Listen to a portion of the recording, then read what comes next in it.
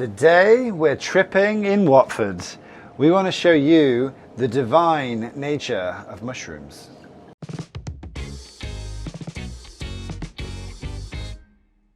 We are here with Andre from Merit Mushrooms, and Andre is a mycelium maverick, and this is where we get all of our mushrooms for silo and for the Zero Waste Cooking School.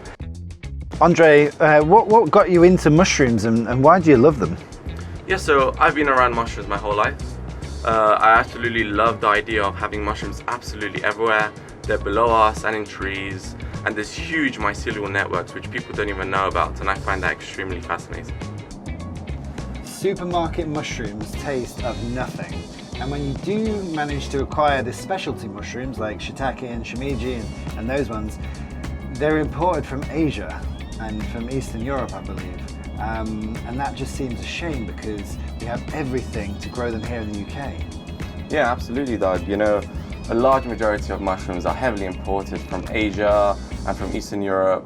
And you know, besides the lack of taste that they have after spending such a long amount of time on shipping containers, there's also the huge problem that comes with waste and carbon emissions from, you know, shipping it all this distance when we can just grow it in the UK. Andre, will you show us how to grow mushrooms? Definitely, with pleasure. So where do we begin? Yeah, so we should first begin, I guess, on the substrate composition. So we use a lot of different substrates here, and we mix them together. For example, here we have soya hulls. These are from the processes of soybean production, and it's basically the excess of soya hulls, of soya. And here we have oak hardwood. Oh. These are in pellet form, so they're heavily compressed. And these, when they're hydrated, they expand up to 10 times. Next up, we have some sunflower husk pellets.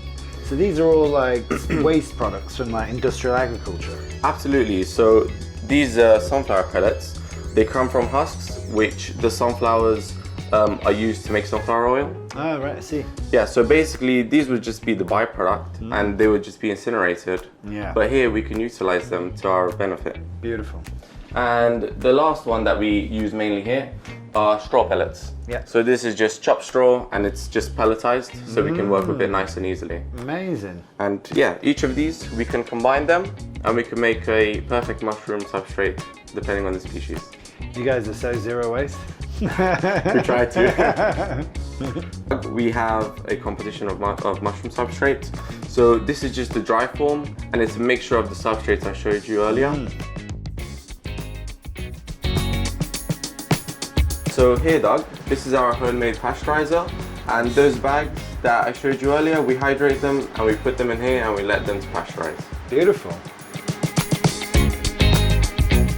After the pasteurization stage, we just lay out all of the bags on the table, and we have this specialist filter here that just recycles all the air, recirculates all the air in the room. And basically, we work in front of here because it's a sterile workflow, and we can let these bags cool now, and then we can later inoculate them. Beautiful. So good. And so what are these mad jars up here, Andre? Yeah, so these jars here are liquid cultures of the mushrooms that we cultivate. So these are just a way of keeping a library of the mushrooms we grow, and we can store these for a few years at a time. So we always have the mushroom spores to inoculate onto substrate. Oh wow, brilliant. To get this onto the substrate mix, we actually use a grain as well to act as a vehicle of transport. So we inoculate the liquid onto the grain, we let it colonize. So like mix it in a bowl or? No, it's all done in the same bag. Right, it's the same bag, it's just the mixture is different. Right. And then after the grain, we put it onto the wood-based substrate, and then that colonizes. Right. So it's basically a two-stage multiplication process. Right.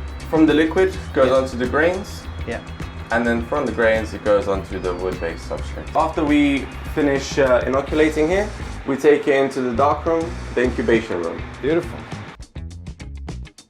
I'm afraid of the dark. So Andre, this is the dark room. What happens in here? Yeah, so in here, from the inoculation stage, we put the bags in here, and they tend to stay in here for 3 weeks to many months, maybe 3 months. And here the mycelium just colonizes the whole substrate as a whole. So in the dark room, this is where the mushroom colonization occurs. It's you can see the different stages, right? Yeah, so this bag right here was inoculated just a few days ago, and as you can see, you can just see the small little grains, but they haven't actually started to colonize properly. However, this over here probably has 2 months since it's been in here, and as you can see, there's a large difference because the mycelium has fully colonized the substrate here. So after this stage, we go to a fruiting room. This is one of our fruiting rooms. Let's see what's inside.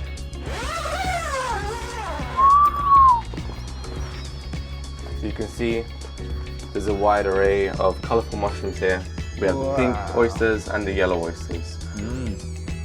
Are these the most popular ones? They tend to be very popular due to their color. So, you know, people tend to buy them just because they look so pretty. Yeah, they do, yeah. Guilty. So here we take the bag from the colonization stage, the incubation room, and we basically do a cut on the bag. And what this simulates is, like in nature, there's a cut in the bark of the tree. And when the mushroom senses humidity and oxygen and light, it grows. So by cutting this, it senses oxygen and humidity and it starts to grow. Oh wow. So how long does the fruiting take in total? Yeah, so depending on the species, from the point where you cut the bag to having a fully harvestable crop, it takes around 5 days to 2 weeks, depending on the species. Andre, this mushroom farm is mesmerizing. I would really love to take some mushrooms home to do some cooking. Would you allow me to harvest some? Definitely, let's go.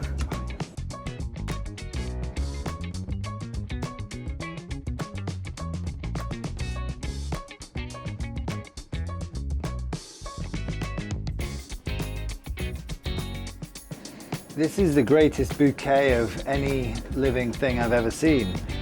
If you gave me this as a proposal, I would marry you straight away. I would be so honoured to receive this gift. Wow. I'm glad you enjoy it. I want to see some good cooking videos. Yeah. Well, lay down, Andre. Thank you so much to yourself and your whole family and the beautiful Merit mushroom universe. I'm going to take this home to cook. And this is the end of this fantastic fungi transmission.